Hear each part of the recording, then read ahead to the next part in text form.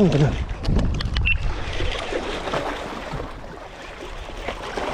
Sekap kerapu.